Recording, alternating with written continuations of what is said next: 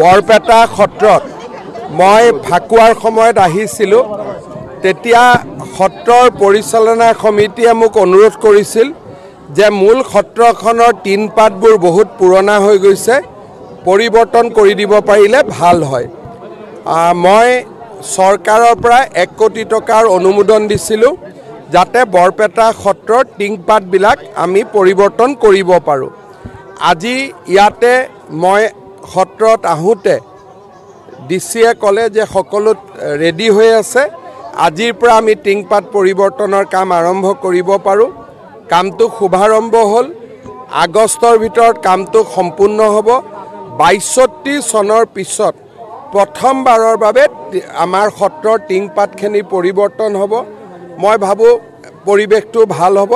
মই সকলোকে ধন্যবাদ জনাইছোঁ।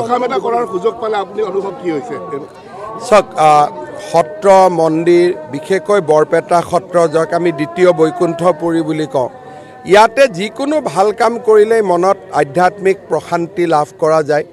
আৰু ৬২ চনৰ পিছত টিংপাতবোৰ পৰিৱৰ্তন হ'ব, ভাবিলেই মনটো ভাল লাগিছে।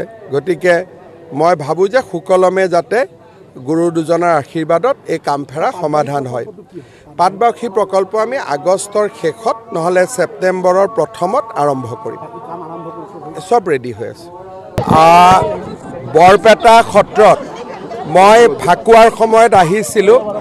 তেতিয়া সত্ৰৰ পৰিচালনা সমিতিয়ে মোক অনুৰোধ কৰিছিল যে মূল সত্ৰখনৰ টিন পাতবোৰ বহুত পুৰণা হৈ গৈছে, পৰিৱৰ্তন কৰি দিব পাৰিলে ভাল হয়।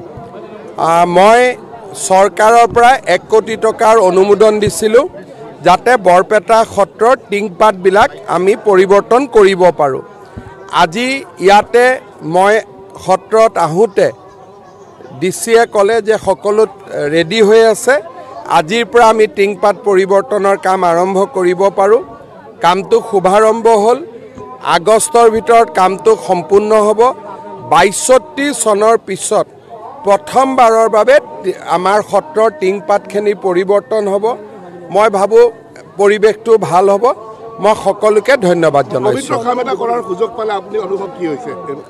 চাওক, সত্ৰ মন্দিৰ বিশেষকৈ বৰপেটা সত্ৰ, যাক আমি দ্বিতীয় বৈকুণ্ঠপুৰী বুলি কওঁ, ইয়াতে যিকোনো ভাল কাম কৰিলেই মনত আধ্যাত্মিক প্ৰশান্তি লাভ কৰা যায়। আৰু ৬২ চনৰ পিছত টিংপাতবোৰ পৰিৱৰ্তন হ'ব, ভাবিলেই মনটো ভাল লাগিছে। গতিকে মই ভাবোঁ যে সুকলমে যাতে গুৰু দুজনৰ আশীৰ্বাদত এই কামফেৰা সমাধান হয়।